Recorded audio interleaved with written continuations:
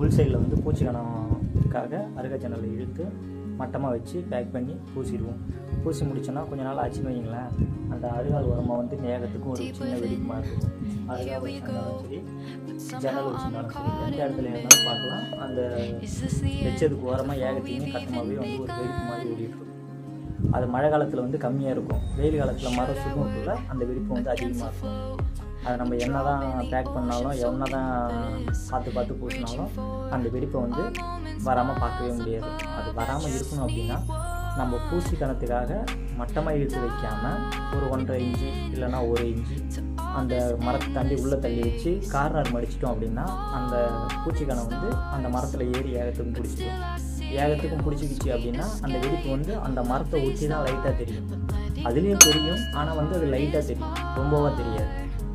அது அந்த மரத்தை ஒட்டி இருக்கிறதுனால நம்ம கண்ணுக்கு பார்க்கறதுக்கு மேக்ஸிமம் யாருக்கும் தெரியாது.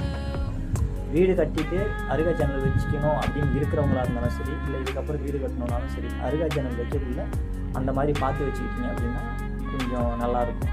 வாங்க அடுத்து ஜன்னல் ஓப்பனை போய் பார்ப்போம். அது எப்படி வச்சோம்னா என்ன பெனிஃபிட் இருக்குது, அதனால் வந்து நம்ம வைக்கிறதுனால பின்னாடி என்ன செய்யலாம் அப்படின்னா அதை தப்பு செஞ்சுருமோ அதே மாதிரி தான் இப்போ இதையும் செய்வோம். எப்படின்னா உள் சைடு வந்துட்டு நமக்கு வந்துட்டு பூச்சிக்கணக்காக மட்டமாக இருக்கிற மாதிரி நம்ம அருகா ஜன்னல் வந்து எப்பயுமே வைப்போம்.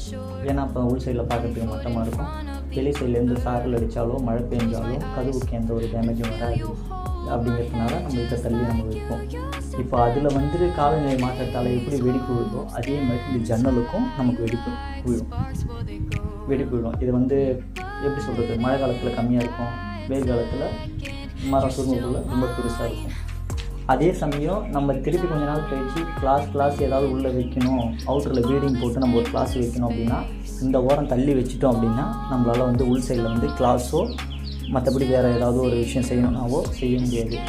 இதுவே அவுட்ரு இன்னர்லேருந்து வெளி சைடில் வந்து 2.5 இன்ச்சு தள்ளி நம்ம வந்துட்டு வச்சு அருகா வச்சு கட்டிட்டோம் அப்படின்னா உள் சைடில் வந்து அந்த 2.5 இன்ச்சு 10 திருப்பி ஏகத்துக்குமே இருக்கும். திருப்பி நம்ம ஒரு நேரத்தில் திருப்பி பீடிங் வைக்கணும், உள்ளே வந்து கொசுவோ ஏதோ வருது, நான் வந்து பீடிங் வைக்கணும், இல்லை அப்படின்னா உள்ளே வந்து இந்த ரூமுக்காக நம்ம வந்து ஏசி ஃபிட் பண்ணணும், நான் கிளாஸ் ஃபிட் பண்ணி ஆகணும். அப்படிங்கக்குள்ள நம்ம வந்து வெளி சைடில் வந்து தள்ளி இந்த 2.5 இன்ச்சு தள்ளி வச்சிருந்தோம் அப்படின்னா சுற்றி நம்ம பீடிங் கொடுத்து திருப்பி நம்ம வந்து கிளாஸ் போட்டு நம்ம இந்த ரூமுக்கு ஏசியோ மற்றபடி ஏதாவது ஒரு பாதுகாப்பான ஒரு விஷயம் செய்யணும் அப்படின்னா கூட செஞ்சுக்க முடியும். நம்ம வீட்டுக்கு அருகா ஜன்னல் வைக்கக்குள்ள மேக்ஸிமம் வந்து இந்த மாதிரி தள்ளி வைக்கிறத வந்துட்டு பார்க்க வேண்டியது ரொம்ப ரொம்ப அவசியம். இப்படி தள்ளி வச்சிங்கன்னா நம்ம வந்து என்ன நினைக்கிறோமோ அதை செய்யவும் முடியும். மறந்துடாமல் இந்த வீடியோவை பார்த்து திருப்பி வீடு கட்டுற யாருன்னா இருந்தாலும் தள்ளி வைக்க பிளான் பண்ணுங்கள். வீட்டை பற்றி எல்லா விஷயமும் தெரிஞ்சுக்கணுன்னா என் சேனலை சப்ஸ்கிரைப் பண்ணிக்கோங்க, கூடவே வர பெல் சிம்பலை கிளிக் பண்ணிக்கோங்க. அப்போ தான் நான் போடக்கூடிய ஒவ்வொரு வீடியோ நோட்டிஃபிகேஷனும் உங்களுக்கு வரும். மறந்துடாமல் என் சேனலுக்கு உங்கள் சப்போர்ட்டை கொடுங்க.